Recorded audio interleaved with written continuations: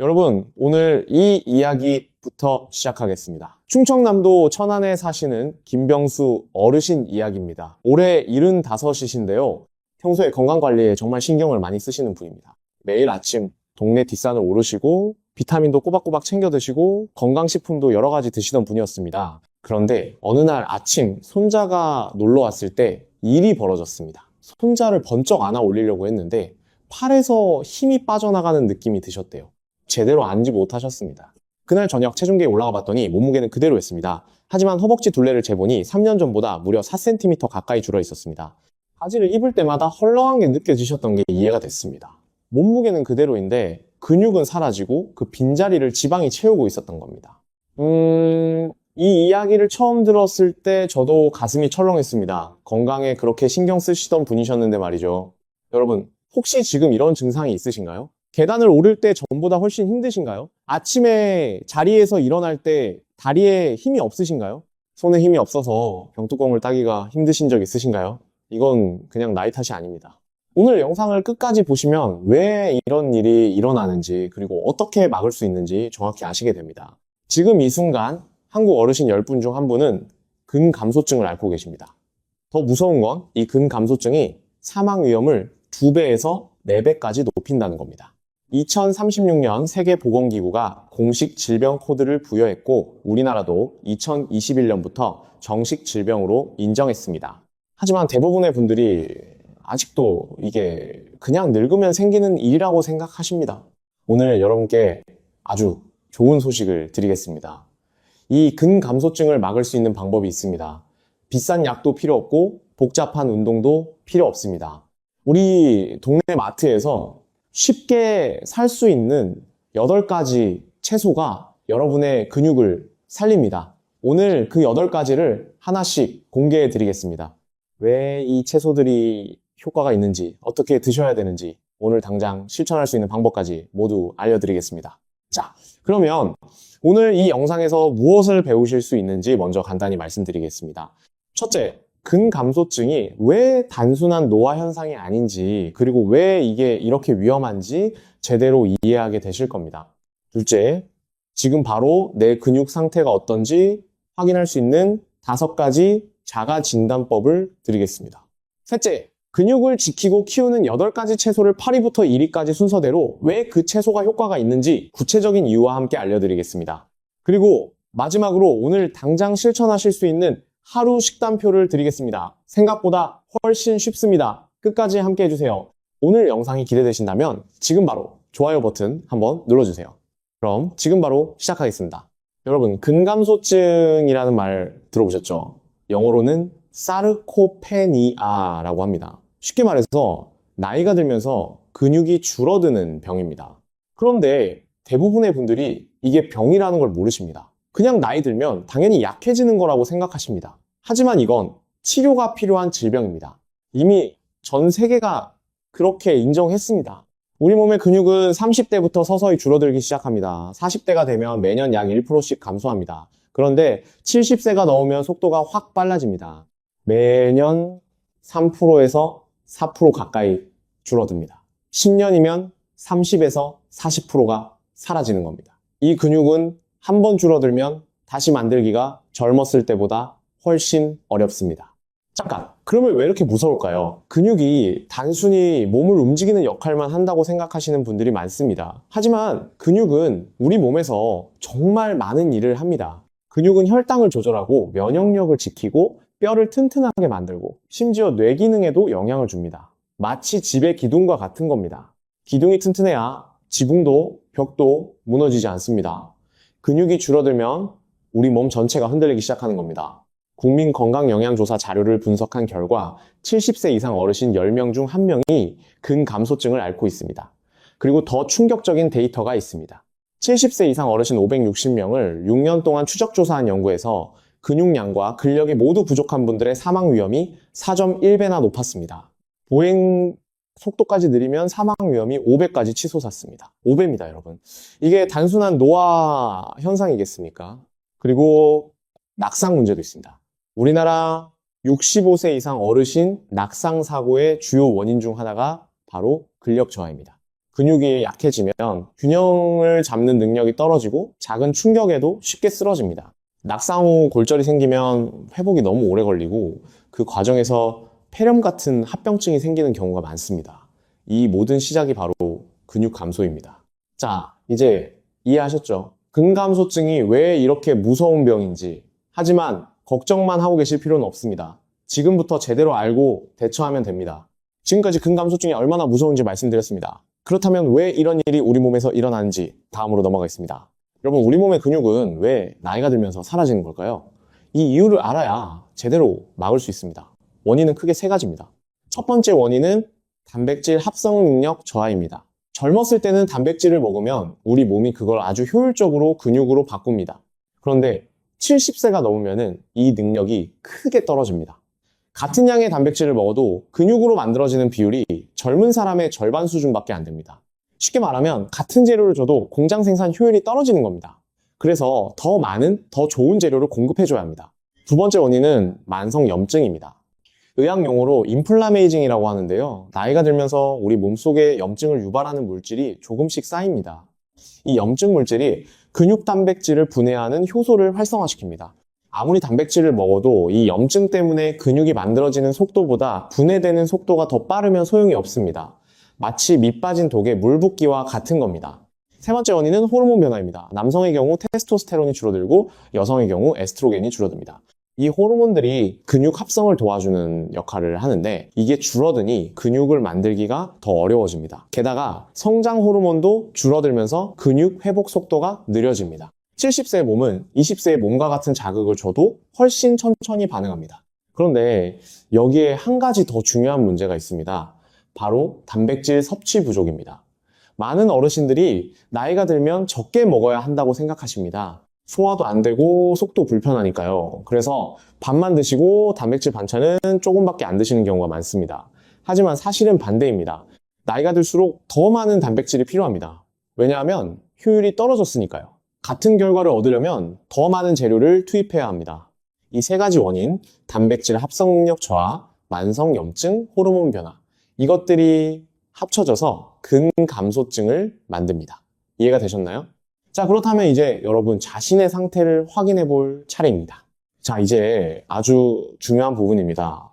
여러분의 근육 상태가 지금 어떤지 직접 확인해 볼 수 있는 방법을 알려드리겠습니다.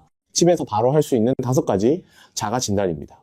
첫 번째, 악력 테스트입니다. 주먹을 꽉 쥐고 5초 동안 버텨보세요. 손이 떨리거나 버티기 힘드시면 위험 신호입니다. 정확하게 측정하려면 악력계로 재시면 되는데요. 남성의 경우 28kg 미만, 여성의 경우 18kg 미만이면 근감소증 가능성이 높습니다. 악력은 전신 근력을 가장 잘 반영하는 지표 중 하나입니다. 여러분 손에 힘이 어느 정도 있으신가요? 두 번째, 의자 앉았다 일어서기입니다. 팔을 가슴 앞에 X자로 교차하고 의자에 앉으세요. 그 상태에서 손을 전혀 쓰지 않고 일어섰다 앉기를 5번 반복하세요. 12초 이상 걸리시면 위험합니다. 정상은 10초 안에 끝내야 합니다. 해보실 수 있겠죠? 지금 바로 해보세요. 세 번째, 종아리 둘레 측정입니다. 줄자로 종아리에서 가장 두꺼운 부분을 재보세요. 남성은 34cm 미만, 여성은 33cm 미만이면 근육량 부족의 결정적인 증거입니다. 종아리 근육은 하체 근육량을 가장 잘 반영하는 부위입니다. 그리고 종아리 근육이 약해지면 심장으로 피를 돌려보내는 능력도 떨어집니다. 종아리는 제2의 심장이라고 할 만큼 중요합니다. 네 번째, 보행 속도 테스트입니다. 집에서 4m 거리를 표시해두고 걸어보세요. 5초 이상 걸리시면 낙상 위험군에 해당합니다. 정상 보행 속도는 초속 1m, 그러니까 4m를 4초 안에 걸어야 합니다. 보행 속도는 노인의 건강 상태를 종합적으로 반영하는 지표로 학계에서 아주 중요하게 봅니다. 5번째, 체중과 옷의 변화입니다. 체중계 숫자는 그대로인데 허벅지 둘레가 줄고 바지가 헐렁해지셨다면 이게 바로 근감소 비만입니다. 겉으로는 살이 안 빠진 것처럼 보이지만 속에서는 근육이 사라지고 지방이 그 자리를 채운 겁니다. 이 상태가 가장 위험합니다. 자, 이 5가지 중에 2가지 이상 해당되신다면 지체 말고 가까운 병원에서 정확한 검사를 받아보시길 강력히 권합니다. 하지만 한 가지도 해당 안 되는 분들도 방심하시면 안 됩니다. 근감소증은 증상이 느껴질 때는 이미 어느 정도 진행된 경우가 많습니다. 예방이 치료보다 훨씬 쉽고 효과적입니다. 지금까지 근감소증이 왜 생기는지 그리고 내 상태가 어떤지 확인하는 방법을 알아봤습니다. 그렇다면 이제 본격적으로 어떻게 막을 수 있는지로 넘어가겠습니다. 여러분, 근감소증을 막으려면 무엇이 가장 중요할까요? 당연히 단백질이라고 생각하시죠. 맞습니다. 하지만 단순히 단백질을 많이 먹는다고 되는 게 아닙니다. 여기서 핵심 개념 하나를 알아야 합니다. 바로 고밀도 단백질 전략입니다. 고밀도 단백질 전략이란 뭘까요? 쉽게 말하면 적은 양으로도 근육 합성 스위치를 확실하게 켤 수 있는 식품들을 골라서 먹어야 한다는 겁니다. 70세가 넘으면 소화 능력이 떨어집니다. 위산 분비도 줄어들고 소화 효소도 부족해집니다. 그래서 아무리 많이 먹어도 흡수가 안 되는 경우가 많습니다. 그래서 선택이 중요합니다. 같은 100g이라도 더 많이 흡수되는 걸 골라야 합니다. 그리고 여기서 꼭 알아야 할 두 가지 핵심 아미노산이 있습니다. 첫 번째는 류신입니다. 류신은 근육 합성의 스위치 역할을 합니다. 우리 몸에는 mTOR라는 단백질 합성 시스템이 있습니다. 이게 작동해야 근육이 만들어집니다. 그런데 이 시스템을 켜는 열쇠가 바로 류신입니다. 한 끼에 최소 2.5g에서 3g의 류신을 먹어야 이 스위치가 켜집니다. 이걸 류신 임계값이라고 합니다. 이 기준에 못 미치면 아무리 다른 단백질을 먹어도 근육 합성이 제대로 안 됩니다. 두 번째 핵심 아미노산은 라이신입니다. 류신이 스위치를 켠다면 라이신은 실제로 근육을 고치는 도구입니다. 라이신은 콜라겐 생성에 꼭 필요한 아미노산입니다. 근육 섬유를 감싸는 튼튼한 그물망을 만드는 재료라고 생각하시면 됩니다. 70세가 넘으면 근육 섬유가 매일매일 조금씩 손상됩니다. 이 손상된 부위를 빨리 복구해야 근육이 유지됩니다. 라이신이 부족하면 이 복구가 안 됩니다. 자, 핵심을 정리하겠습니다. 근감소증을 막으려면 류신으로 근육 합성 스위치를 켜고 라이신으로 손상된 근육을 복구해야 합니다. 그리고 이 두 가지가 동시에 풍부하게 들어있는 식품들이 오늘 제가 소개할 8가지 채소입니다. 준비되셨나요? 지금부터 파리부터 하나씩 공개하겠습니다. 자, 이제부터 여러분의 근육을 살릴 8가지 채소를 하나씩 공개하겠습니다. 파리부터 시작해서 1위까지 올라가겠습니다. 8위로 갈수록 덜 중요한 게 아닙니다. 다 중요합니다. 다만 근육 합성에 미치는 직접적인 효과의 강도로 순위를 정했습니다. 8위는 검은콩입니다. 검은콩 100g에는 약 9g의 단백질이 들어있습니다. 그런데 검은콩의 진짜 힘은 단백질 양이 아닙니다. 바로 안토시아닌이라는 성분 때문입니다. 왜 검은콩이 근육에 좋을까요? 앞에서 만성염증이 근육을 파괴한다고 말씀드렸죠? 검은콩의 안토시아닌이 바로 이 염증을 막아주는 방패 역할을 합니다. 검은콩에 들어있는 항산화 물질은 일반 노란콩보다 4배나 많습니다. 근육세포를 공격하는 활성산소를 제거해줍니다. 그래서 검은콩을 꾸준히 드시면 근육이 분해되는 속도를 늦출 수 있습니다.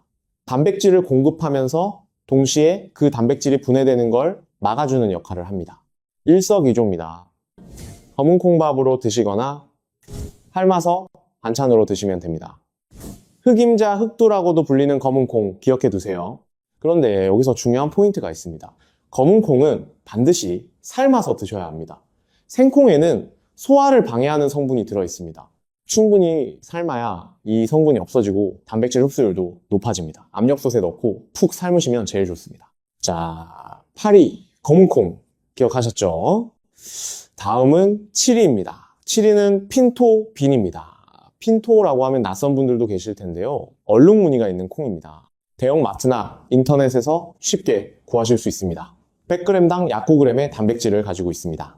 핀토를 드셔야 하는 이유는 혈당을 안정시켜서 근육이 에너지를 제대로 쓸 수 있게 해주기 때문입니다. 여러분, 근육이 제대로 힘을 쓰려면 혈당이 안정적이어야 합니다.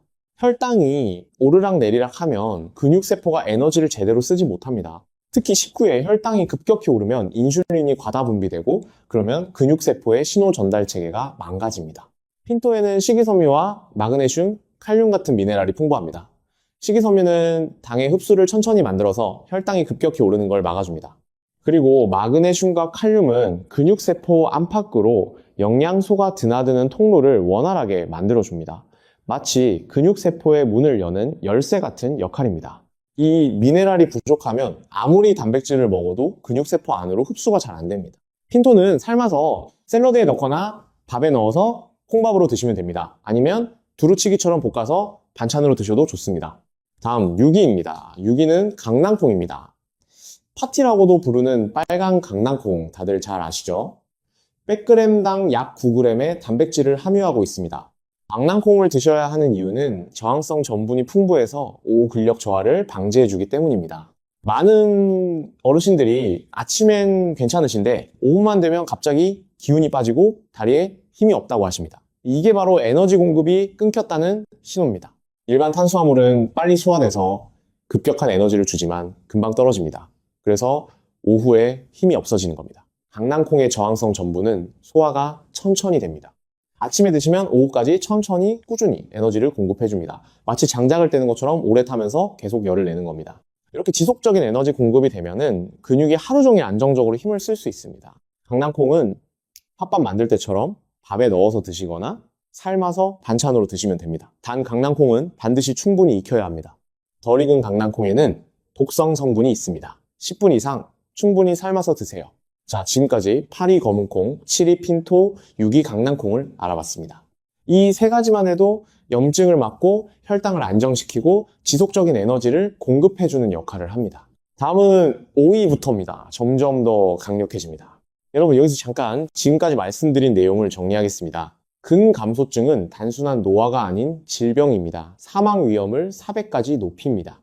왜 생기냐면 단백질 합성 능력 저하, 만성 염증, 호르몬 변화 세 가지 때문입니다. 그리고 지금까지 8가지 채소 중 8위부터 6위까지 공개했습니다. 검은콩은 염증을 막아주고 핀토는 혈당을 안정시켜주고 강낭콩은 오후까지 에너지를 지속시켜줍니다. 하지만 아직 끝이 아닙니다. 지금부터 공개할 5위부터 1위까지가 진짜 강력한 내용입니다. 특히 1위는 여러분을 정말 놀라게 할 겁니다. 계속 함께 해주세요. 5위는 녹두입니다. 녹두죽 청포묵으로 우리에게 아주 친숙한 녹두입니다. 녹두는 100g당 약 7g의 단백질을 가지고 있습니다. 다른 콩들보다 단백질 양은 적은데 왜 5위일까요? 그 이유는 소화 흡수율 때문입니다. 녹두의 단백질 소화 흡수율은 87%에 달합니다. 일반 콩이 60% 전후인 것과 비교하면 엄청난 차이입니다. 7g을 먹으면 실제로 약 6g 이상이 흡수되고 9g짜리 콩을 먹어도 60%만 흡수되면 5.4g밖에 안 됩니다. 실제로 흡수되는 양이 더 많은 겁니다. 왜 녹두 소화 흡수율이 높을까요? 녹두의 단백질 구조가 다른 콩들보다 훨씬 부드럽습니다. 소화 효소가 쉽게 분해할 수 있는 형태로 되어 있습니다. 70세가 넘으면 위산 분비가 줄어들고 소화 효소도 부족해집니다. 이런 상황에서 소화가 잘 되는 녹두는 정말 최적의 선택입니다. 게다가 녹두는 위장을 편안하게 해줍니다. 소화 부담이 적으니까 매일매일 꾸준히 드실 수 있습니다. 고기나 다른 콩류가 소화가 안 되셔서 불편하셨던 분들도 녹두는 편하게 드실 수 있습니다. 녹두죽으로 드시거나 숙주나물로 드시면 됩니다. 숙주나물이 바로 녹두를 발화시킨 거죠. 숙주나물도 녹두와 같은 효과가 있습니다. 4위는 에다마메입니다. 에다마메라고 하면 낯선 분들도 계실 텐데요. 우리가 잘 아는 풋콩입니다. 덜 익은 상태의 대두를 껍질째 삶은 겁니다. 마트 냉동 코너에 가시면 쉽게 구하실 수 있습니다. 100g에는 약 12g의 단백질이 들어있습니다. 에다마메가 4위인 이유는 식물성 식품 중 가장 완전 단백질에 가까운 아미노산 비율을 가지고 있기 때문입니다. 여러분, 단백질이라고 다 같은 단백질이 아닙니다. 우리 몸이 근육을 만들려면 9가지 필수 아미노산이 모두 필요합니다. 하나라도 부족하면 근육 합성이 멈춥니다. 마치 집을 지을 때 벽돌, 시멘트, 철근이 모두 있어야 하는 것처럼요. 벽돌만 아무리 많아도 시멘트가 없으면 집을 못 짓습니다. 일반 식물성 단백질은 이 9가지 중 한두 가지가 부족합니다. 그래서 불완전 단백질이라고 부릅니다. 그런데 에다마메는 다릅니다. 9가지 필수 아미노산의 비율이 거의 완벽에 가깝습니다. 동물성 단백질과 거의 비슷한 수준입니다. 게다가 에다마메에는 이소플라본이라는 성분이 풍부합니다. 이소플라본은 근육세포의 재생 속도를 빠르게 만들어줍니다. 운동하거나 활동하면 근육섬유에 미세한 손상이 생기는데 이 손상을 빨리 복구할수록 근육이 더 튼튼해집니다. 에다마메를 드시면 회복 시간이 단축됩니다. 에다마메는 삶아서 그냥 드시거나 샐러드에 넣거나 볶음밥에 넣어서 드시면 됩니다. 냉동 제품을 사서 전자레인지에 데워서 드셔도 충분합니다. 자, 5위 녹두와 4위 에다마메까지 알아봤습니다. 이제 진짜 핵심이 남았습니다. 3위부터 1위까지가 근육 합성의 진짜 스위치입니다. 여러분, 끝까지 함께 해주세요. 3위는 콩나물입니다. 우리 밥상에 가장 자주 올라오는 콩나물. 콩나물 100g에는 약 10g의 단백질이 들어있습니다. 그런데 콩나물이 왜 3위까지 올라왔을까요? 콩나물을 반드시 드셔야 하는 이유는 발화 과정에서 생겨나는 효소 때문입니다. 이 효소가 단백질 생체 이용률을 일반 대두보다 28% 가까이 높여줍니다. 발화라는 건 씨앗이 싹을 틔우는 과정입니다. 이때 놀라운 일이 일어납니다. 딱딱하게 잠들어 있던 영양소들이 깨어나면서 우리 몸이 흡수하기 쉬운 형태로 바뀝니다. 마치 단단한 바위가 부드러운 흙으로 변하는 것과 비슷합니다. 콩나물은 바로 이 발화 상태의 콩입니다. 발화 효소가 복잡한 단백질을 미리 잘게 쪼개 놓았습니다. 그래서 우리 위장이 할 일이 훨씬 줄어듭니다. 일반 콩을 먹으면 우리 소화 효소가 열심히 일해야 하는데 콩나물은 이미 반쯤 소화된 상태로 들어오는 겁니다. 소화 과정에서 위장에 부담을 주지 않으니까 가스도 덜 차고 속도 편합니다. 콩나물은 아스파라긴산도 풍부합니다. 이 성분은 피로를 회복하는 데 도움을 줍니다. 활동 후에 오는 피로감을 줄여줘서 더 활발하게 움직일 수 있게 해줍니다. 콩나물국, 콩나물 무침, 콩나물밥 등 어떻게 드셔도 좋습니다. 2위는 익힌 대두입니다. 대두를 삶거나 쪄서 익힌 것이요 100g당 약 18g의 단백질을 함유하고 있습니다. 밭에서 나는 고기라는 별명이 괜히 붙은 게 아닙니다. 익힌 대두를 절대로 놓치면 안 되는 이유는 류신 함량이 식물성 식품 중 최고 수준이기 때문입니다. 앞에서 류신이 근육 합성의 스위치를 켠다고 말씀드렸죠. 한 끼에 최소 5g에서 3g의 류신을 먹어야 근육 합성 스위치가 켜진다고 했습니다. 익힌 대두 100g에는 약 1.5g의 류신이 들어있습니다. 150g만 드셔도 류신 임계값에 도달할 수 있습니다. 게다가 중요한 건 익혔다는 점입니다. 콩을 삶거나 쪄서 익히면 단백질 함량이 6에서 7% 증가합니다. 생콩의 단백질 구조가 열에 의해 펼쳐지면서 우리 몸이 더 쉽게 흡수할 수 있는 형태가 되는 겁니다. 반드시 익혀서 드세요. 서울아산병원 노화연구팀의 자료를 보면 매일 콩 제품을 섭취하는 그룹은 그렇지 않은 그룹보다 근육량 유지 비율이 약 23% 더 높았습니다. 이 차이가 10년, 20년 쌓이면 얼마나 달라질까요? 상상이 되십니까? 삶은 대두를 간장에 졸여서 반찬으로 드시거나 밥에 넣어서 콩밥으로 드시면 됩니다. 두부도 대두로 만든 거니까 두부도 자주 드세요. 다만 두부는 가공 과정에서 일부 성분이 빠질 수 있으므로 삶은 대두를 추가로 드시는 게 좋습니다. 드디어 1위입니다. 여러분 기다리셨죠? 바로 렌틸콩입니다. 렌틸콩은 100g당 약 22g의 단백질을 함유하고 있습니다. 콩 중에서 단백질 함량이 최상위권입니다. 그런데 단백질 양만이 아닙니다. 렌틸콩이 당당히 1위를 차지한 이유가 따로 있습니다. 렌틸콩이 1위인 진짜 이유는 라이신 함량입니다. 렌틸콩의 라이신 함량은 달걀 2배에 달합니다.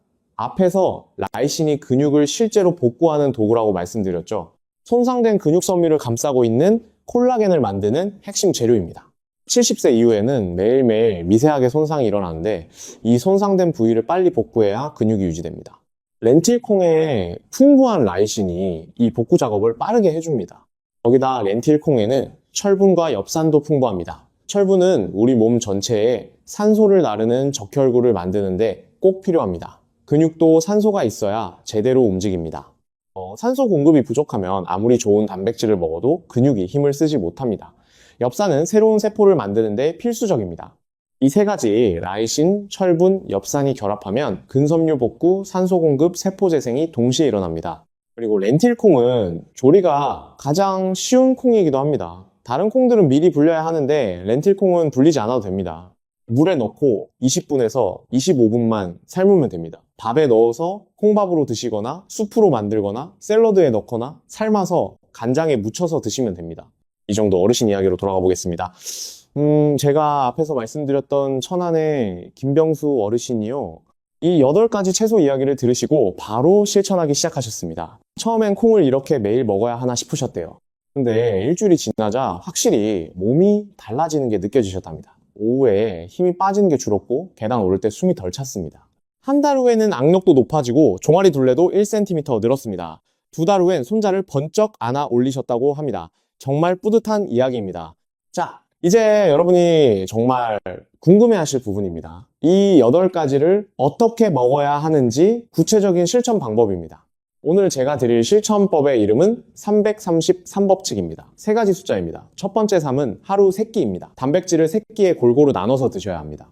한꺼번에 많이 먹는 것보다 조금씩 자주 먹는 게 훨씬 효과적입니다. 왜냐하면 우리 몸은 한 번에 처리할 수 있는 단백질의 양이 정해져 있기 때문입니다.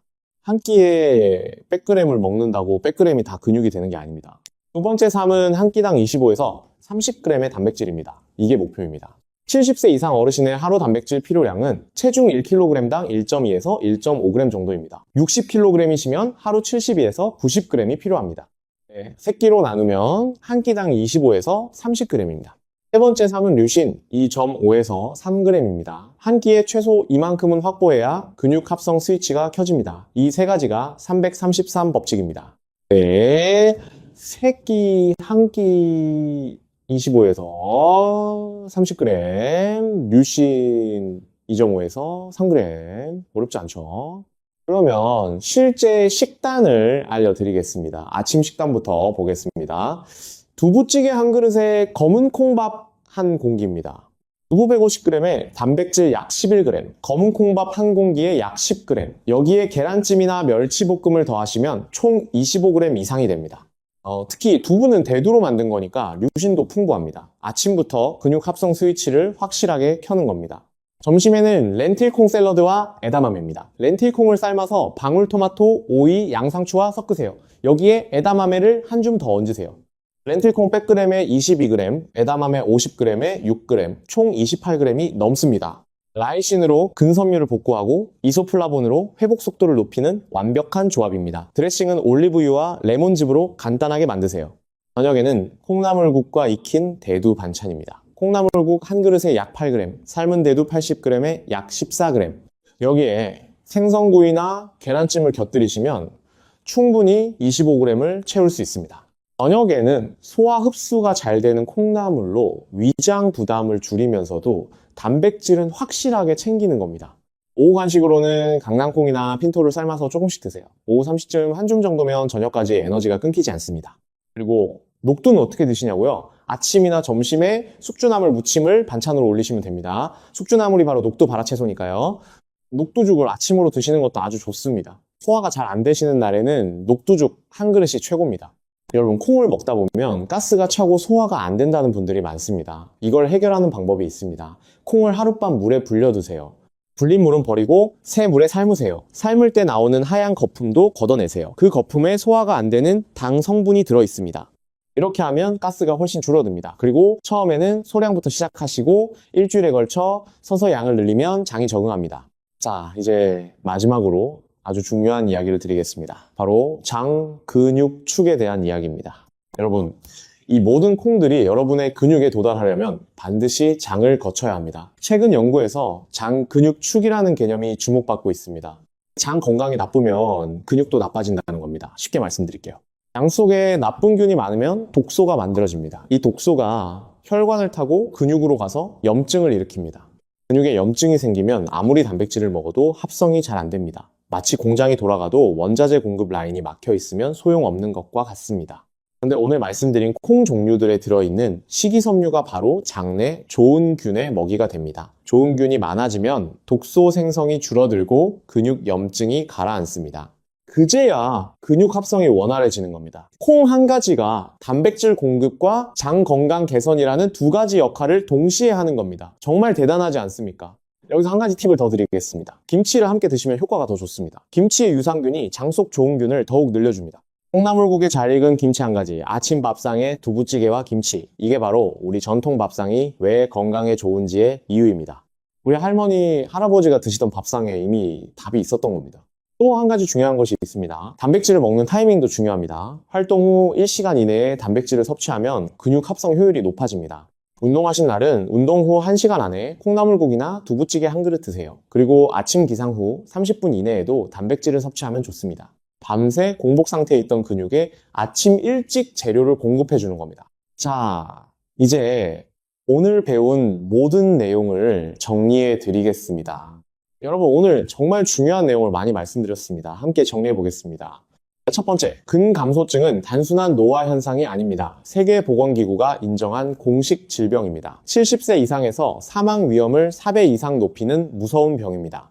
낙상, 골절, 당뇨 악화, 심혈관 질환으로 이어지고 결국 우리가 가장 두려워하는 것들, 자식들에게 짐이 되는 것, 혼자 생활하지 못하는 것, 손주들과 함께하지 못하는 것으로 이어집니다. 하지만 지금 알았으니 막을 수 있습니다. 두 번째, 근감소증의 3가지 원인을 기억하세요. 단백질 합성 능력 저하, 만성 염증, 호르몬 변화, 이 3가지를 동시에 공략해야 합니다. 세 번째, 고밀도 단백질 전략이 핵심입니다. 류신으로 근육 합성 스위치를 켜고 라이신으로 손상된 근육을 복구해야 합니다. 네 번째, 오늘 소개한 8가지 채소입니다. 파리거문콩은 안토시아닌으로 근육 염증을 막아줍니다. 7일 핀토빈은 혈당을 안정시켜 근육 에너지 공급을 원활하게 합니다. 6위 강낭콩은 저항성 전분으로 오후 근력 저하를 방지합니다.